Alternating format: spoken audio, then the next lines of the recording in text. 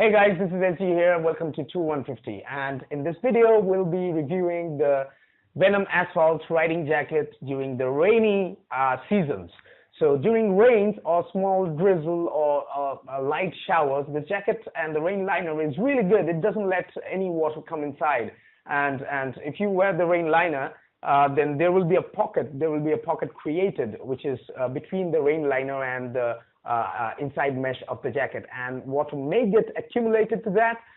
So if you are going to, after riding, if you are going to pick up anything or which is not water resistant, you must hang your hands and let that water come out, and that is the only problem that I have faced during the rainy season.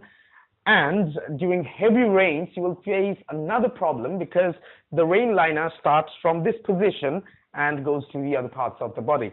So you have this piece here, which is not actually covered by the rain liner, which is coming from here. So you have this piece which is not really covered by the rain liner. So the water starts accumulating, or if you're riding in heavy rains, the water will obviously fall in this place, and the whole body will get, this small portion of the a small column will be created, which will be wet. So you might get wet in that column, and that water might seep inside of your pants as well. So if you're wearing a riding pants which is waterproof, if you're wearing anything inside of that, that might also get wet due to that water. So that's the only drawback of the rain liner of this jacket.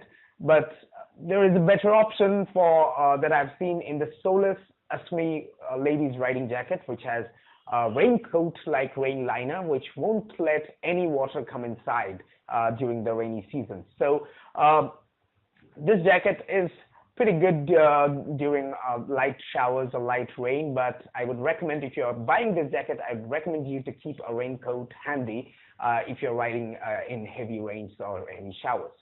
So that will be it for this video. Thanks for watching, and if you do like this video, go ahead and click on the like button and do subscribe to this channel. Thank you.